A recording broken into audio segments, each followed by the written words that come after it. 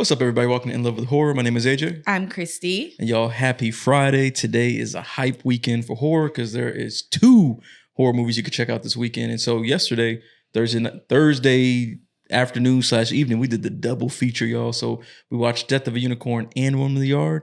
So for this one, we're going to do the spoiler-free review for Death of a Unicorn. So be sure to go on our channel or go on our podcast platform, Spotify, Apple, to go check out the Woman in the Yard review. And then maybe you can decide which one you're going to watch this weekend. So Death of a Unicorn. That is an A24 film. It was directed and written by Alex Sharfman. I don't know if you're familiar with their work at all. I haven't looked into it. Have you looked into their work at all? No. Okay. So let's see what they've done before.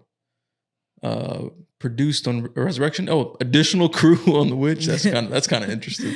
I'm trying to see if they have any other directorial efforts though. I'm not really seeing much. Yeah, it looks like this might have been Alex Sharfman's directorial debut, which in my opinion is kind of impressive. But it features the 2 leads, Jenna Ortega and Paul Rudd, with an incredible supporting cast that ranges from Anthony Carrigan, who else? Richard E. Grant, of course, and he was in I think somebody else. Never mind. Okay, let's scratch that. Tia Leone, Will Poulter. I actually like Will. I thought he was dope in this film too. But he got an incredible supporting cast, a great leading cast, and the film is centered around Paul Rudd's character, Elliot, who takes his daughter Ridley with him to his boss's estate, essentially, because he's trying to seal the deal on a business effort, right? And on the way there, they end up hitting a unicorn and killing it. And then the story gets super crazy and fantastical from that point forward. But it's definitely in the vein of like a horror comedy. And I know you're not a huge fan of those. So, babe, what'd you think about Death of a Unicorn? Yeah, I think this is just the nail in the coffin for me when it comes to horror comedies. I just don't like them. Okay. This one I also didn't like very much. I won't say it was like bad because it wasn't like The Monkey bad or anything else like that I've seen this year. But I thought it still had some good moments, some good banter between the characters. I did like. Well, I won't say I liked Paul Rudd in the sense of like, this is like his best performance ever or anything like that. But I did think he was like tolerable. Why are you looking at me like that? So you're saying you didn't like his performance in this one? No, I think it was okay. I just don't think it was like his best or anything like that. Okay, gotcha. Yeah. Okay. Same for Jenna Ortega. Like I've also seen her deliver much better performances, but it's very okay. It was okay to me. It wasn't like you feel like you keep saying it was super dope or it was awesome. And I'm like, I don't feel it like that. Yeah. So we also did out of the theater reactions for both Death of a Unicorn and Woman in the Yard last night. That's up on TikTok and Instagram, right? I think it's just on TikTok. Oh, I thought you put it on Instagram too. Weird. Okay. But on TikTok, we did out of theater reaction. So you can see how we felt literally right when we came out of the theater. And she's right. I was way bigger on this than she was. I actually enjoyed this film a lot. It surprised me in a lot of ways. I think even based off the trailer, there's a lot that the trailer does not show. Like, for example, and I don't know if they put out multiple trailers, so I'm just going off that main trailer that came out. Like they don't really show what the unicorns look like. They don't show a lot of the, like I say, like the kills per se. Like I think they show a couple. So like a lot of things that surprised me were I thought the unicorns looked super dope. In a like kind of like ferocious kind of way, because they still looked what I guess a real version of a unicorn might look like, but they still look. I think they reminded me of like, I don't know, maybe like I don't know how to put it into words. You remember that one movie? What was that movie called? Where all like those women were out in like this space thing. It wasn't space. They were on Earth, but like it was like these creatures. Oh, you're thinking of I think what was that called? Start with an A.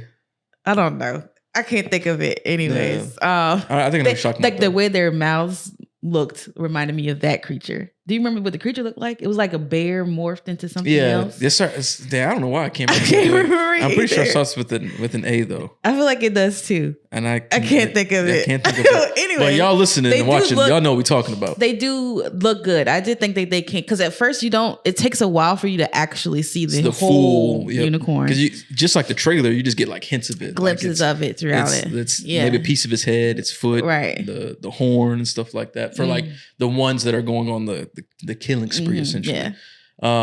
But that element surprised me. And then like the movie is way more gory than I expected. I actually kind of forgot that it was rated R.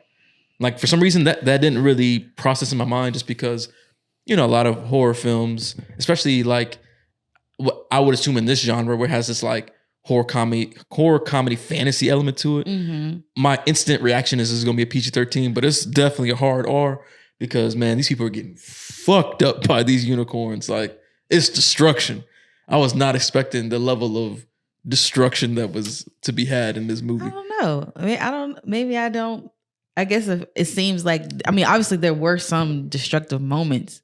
But to me, it wasn't like extremely gory. Baby, these people getting fucked up. We're talking about guts hanging out, getting ripped apart. Yeah, that was like 2 times though. It was more than 2. It was 2 guts hanging out. I think it was like 3, maybe even 4. But I don't know. But I was surprised. The kills were excellent. I was very surprised by that. And I think for this film, like it's just a good time. There's definitely issues, I think, in some of the plot elements, like. And I won't get into like the spoiler details, but just at a surface level, like, the business family that he's going to visit owns like the entire property of this nature reserve or whatever, where the house is built. And I'm like, okay, so y'all just happen to be living here, and there happens to be a unicorn around here. Yeah. Like, so I feel like there's some plot points that weren't really explored, and they kind of just glanced over it. But outside of those elements, I think the movie is just fun. And I think for me, a lot of the comedy worked, because I agree sometimes horror comedies don't work. And I think this one is more in line with the more, I'm just gonna call it serious comedy, not like that slapstick comedy where it's just like goofy. Yeah, I don't like that either. Like people act just being goofy and dumb. Yeah. Like this is just more like general comedy. And I think for most of it worked for me. We know. I was laughing. He was laughing. And the only one laughing. Sometimes, she's right. Sometimes I was the only one laughing, because not every joke hits for everybody. But like, I genuinely thought a lot of this shit was funny. I think it has a lot to do with the character dynamics. I thought the character dynamics were super funny, because you have the family that consists of, the husband who's like the owner of the company, then the wife, and then like this older son who's like the Nepo baby type. Yeah. And then you have the rounding out that supporting cast. It's like their he's like a butler. Like their butler and security and stuff like that. And so I feel like the dynamics of everybody play really well together, and it creates for a lot of funny scenarios within this crazy scenario of like, oh shit, there's unicorns, and now unicorns are trying to kill us. I just think that's a crazy and a funny concept in and of itself. And for me, it just worked really well. I thought everything blended together. It is lighter on the horror side. There's a couple, I'll call it like minor jump scare type moments. It's definitely not meant to be scary. Yeah. But it has the horror themes, like chase sequences, obviously the gore elements. And so those elements of horror are there, but it's definitely lighter on that. Yeah. But look, the fusion of fantasy, comedy, horror, creature feature, almost like all that blended together, I think creates a super fun movie. Like if you're looking to just have a good time this weekend, you're not looking for like this definitely has some, you might not agree, but I actually liked the character development. I liked how Paul Rudd and Jenna Ortega's relationship like concluded in the film, and kind of, it has very subtle messages about like greed and things like that. And obviously big pharma and shit like that. Yeah. That messaging is there, but I definitely don't think that's like the point of the film. I think it's meant to just be just for you to have a good time. Yeah. And I think this is that kind of movie. So if you're trying to go to the movies, hey, look, I just want to have a good time at the movies. I want to see people get fucked up by unicorns. I want to laugh at some jokes and just see like some crazy, gore, and then some cool cosmic fantasy elements. Cause that's another piece. It's like this almost cosmic fantasy element to it that I think is kind of dope. Definitely cool concepts, cool lore. I don't even know if that unicorn lore shit is like real or not, but I liked it. I thought it was cool. But yeah, I'm way bigger on the film than Christy is, but that's how I feel about it. Seems to be the flow of things lately. Seems to be the trend of 2025, y'all. That is definitely the trend. She don't like stuff, and I like stuff. We'll see how that does when we go to our Woman in the Yard review. But anything else you want to add for Death of a Unicorn? No. All right, y'all. Well, okay. So we gotta do our ratings though. So if you never watched one of our reviews before, over on In Love with Horror, we do out of 5, y'all. We do out of 5 for our reviews. So out of 5, what you giving Death of a Unicorn? I give it 2.5. Okay. 2.5 out of 5. Because like I said, I enjoyed some aspects of it. Yeah. I did like the way the unicorns looked. It was dope. And when there were some action, was action going on, I thought the action was pretty good. Yeah. But I don't think I like horror comedies. That's just not my bag. Yeah. Yeah. But you at least can agree, like, this is definitely one of the better horror comedies so far this year. And yeah, it's the best one I've seen. I would give it a 3.5. I'm going 3.5 on this one. I think it's a lot of fun for all the reasons I've already stated. I ain't gonna relist them, but yeah, I'm going 3.5 out of 5 for Death of a Unicorn. So y'all know what we think about this film. What do you think? If you've seen the film, drop down in the comments. How did you enjoy it? Did the unicorn element work for you? Did the story work for you? Did the character development work for you? Or are you like Christy and just not big on horror comedies? Let us know all your thoughts down in the comments below. And like we said, yesterday for us was a double feature. We watched this and Woman in the Yard. So we should have both reviews up on our channel and podcast platforms on Spotify and Apple. So if you haven't seen a Woman in the Yard review yet, go check that out. And then, you can make that decision on which film you want to watch this weekend, because you got to support one of these. It's a horror weekend with these 2 films. So you got to support one, y'all.